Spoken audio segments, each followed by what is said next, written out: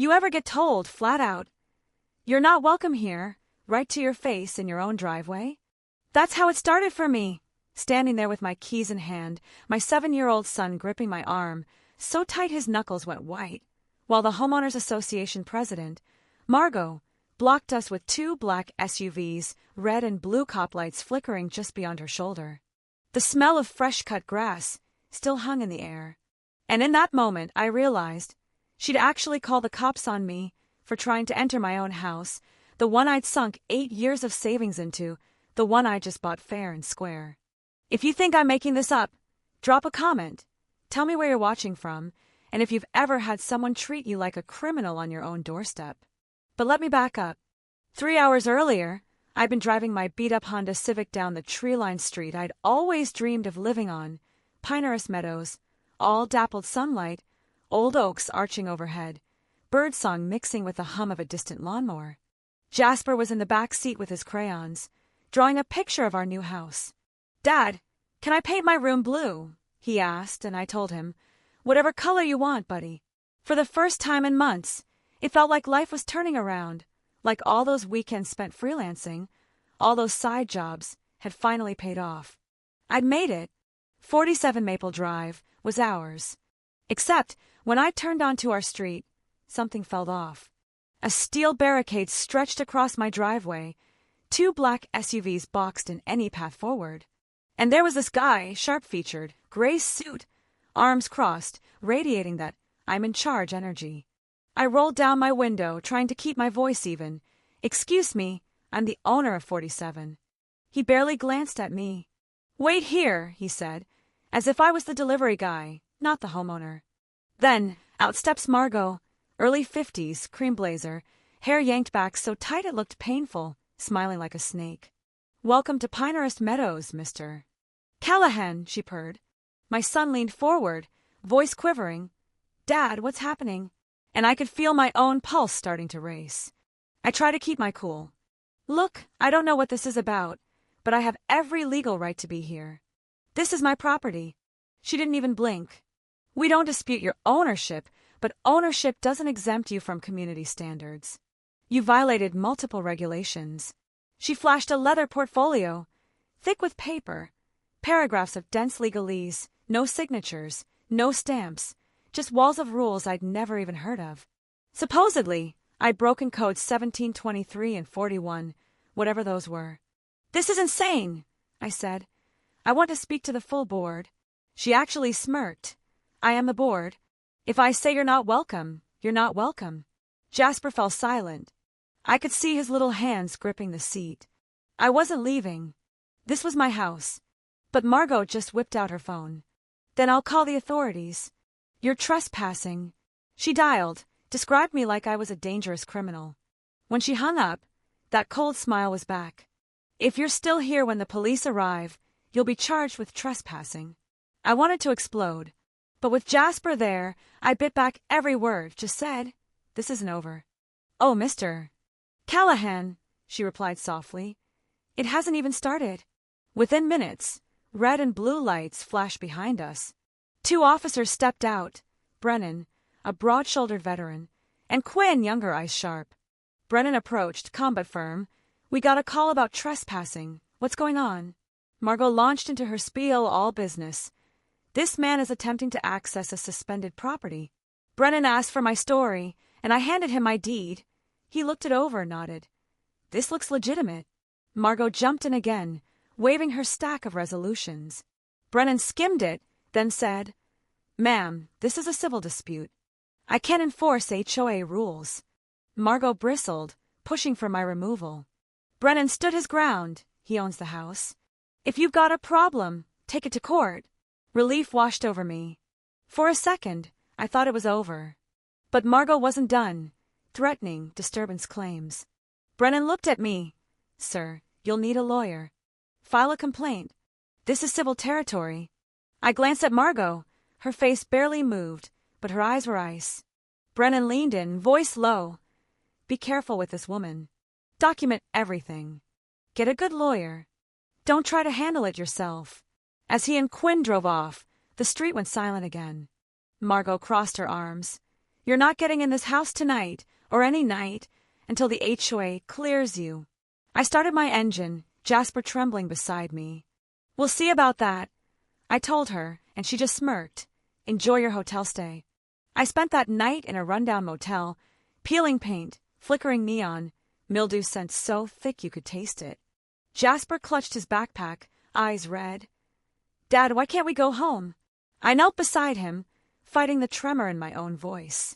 Some people are being unfair, buddy. But I'll find a way. He started crying, but it's our house, and I just hugged him. It is, son. We'll figure this out. When Jasper finally slept, I lay there, staring at the stained ceiling, anger burning. I scoured HOA law, due process, public notice, everything Margot had skipped. Around 2 a.m, my phone buzzed, a text from an unknown number. Check the Pinehurst HOA page. I opened it. There, posted for all to see. Due to severe violations, residency access has been suspended for a new homeowner. 200 comments. Most cheer the HOA, not a single question about facts. I wanted to scream, but Brennan's words, document everything, kept echoing. The next night, after Jasper drifted off, I drove back to Pinehurst at 2 a.m., camera in my bag, flashlight in my jacket. The neighborhood was hushed, streetlights throwing long shadows. My house stood dark and locked, but my key still worked. Inside, the smell of fresh paint and new carpet hit me. I flipped on my flashlight and spotted cameras, small, black, tucked into every corner. Not mine. I started snapping pictures, every angle, every wire. In the study, I rifled my own filing cabinet, only to find an extra page stapled to the back of the purchase contract. Homeowners agreed to abide by all special HOA provisions, including emergency suspension protocols. Forged. The signatures didn't even match. As I pieced it together, headlights swept through the window, 2 SUVs. I barely had time to shove the files back before Rowan and 2 security guards burst in, accusing me of trespassing in my own home. I held up my camera. Go ahead, call the cops. Maybe they'll want to see why you installed illegal surveillance in my house. Rowan bluffed about standard security, but he flinched. I walked out, head held high but my heart pounding. Back at the motel, I transferred every photo to my laptop, proof of fraud, of trespassing, of a cover-up. The next day, I hit the public library, scoured HOA records. Turns out, Margot had never been properly elected, just appointed herself president after the last one quit. No board, no oversight. Every emergency resolution was rubber-stamped by herself and Rowan, nobody else. I found old complaints, 3 families forced out the same way, houses resold to Pinnacle Properties at a fraction, flipped for 3 times the value. This wasn't mismanagement. It was a racket. I tracked down one of those families, Mrs. Aldridge, living now in a tiny apartment. She let me in, poured tea with shaking hands. Margot forced me out, she said. Claimed landscaping violations. I couldn't afford to fight. Sold my house for half its worth. 3 months later, Pinnacle bought it, sold it for triple. She handed me a folder, eviction notices, fake meeting minutes, and a receipt. $50,000 from Pinnacle to the HOA, consulting fee. She told me, take it if you're going to fight her. And I walked out feeling like, for the first time, I had something to stand on. That same day, my phone buzzed again. If you want the truth about Margot, meet me at Central Park, bench 7, 6 tonight. Come alone. I knew it could be a trap, but I had nothing left to lose. Monday morning, I dropped Jasper at school and went back to the house, only to find 4 pickup trucks, a demolition crew, Margot at the center with her clipboard. Workers pried off my front door, smashed the living room window, cut the electrical panel. Margot waved a fake inspection report in my face. 14 violations, all documented, all fabricated. I started filming everything. She didn't care. Go ahead, record. Won't change the fact that this property is a safety hazard. I called the cops, Brennan again. This is a civil matter, he sighed, though his jaw was tight. If they have documentation, you need an injunction. That night, I sat in the motel, hands shaking as I typed out an email to a law firm I'd found, Bennett Ashford, civil rights and HOA abuse specialist. I attached every photo, every document. I hit send, barely expecting a reply. 5 minutes later, Bennett himself replied, "This is one of the most egregious cases of HOA abuse I've seen. I can help. Let's meet tomorrow morning." His office was glass and brass, downtown. I showed up with Jasper in tow. Bennett was calm, focused, spread out my files across the table. They skipped every procedure, grounds for injunction.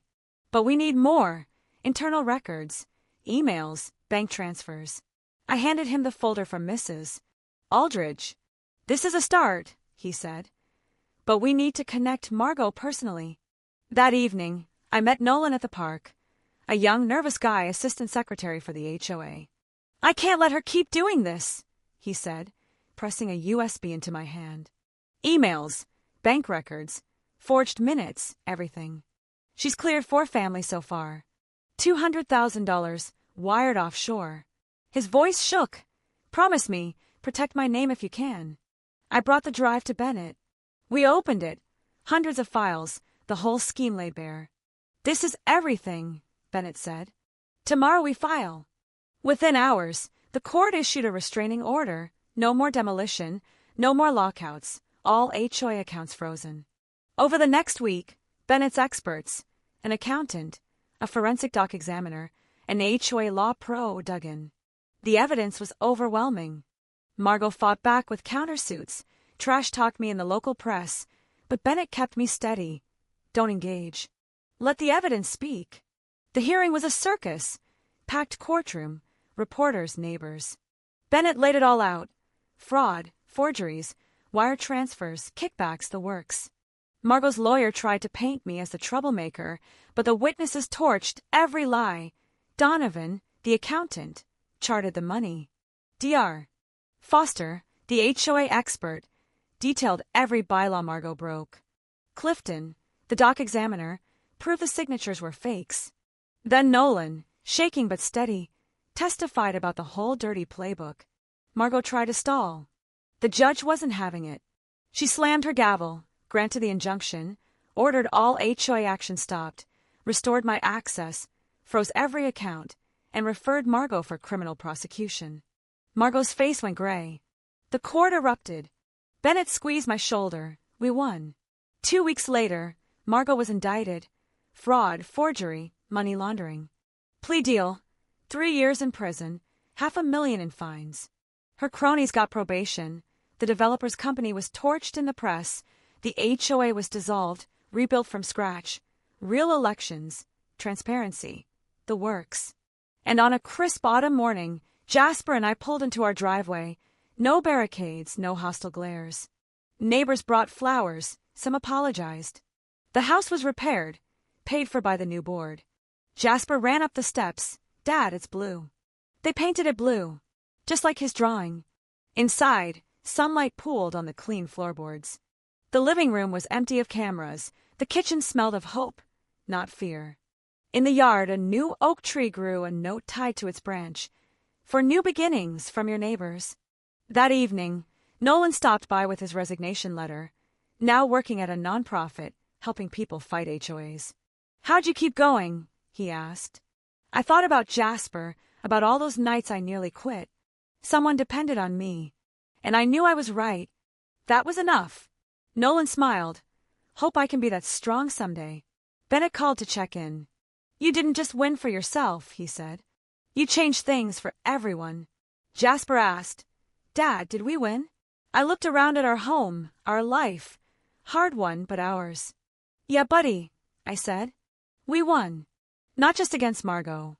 Against the whole rotten system. So here's my question, because I know a lot of you out there have stories just like mine. What would you have done? How far would you go to fight for your home, your family, your future? Drop a comment below. Tell me where you stand on justice, on fighting back when the system's broken. Smash that like button if you believe in second chances. And if you've ever stared down someone who thought they could break you, know this. You're not alone. Sometimes just standing up is the win. And sometimes it changes everything.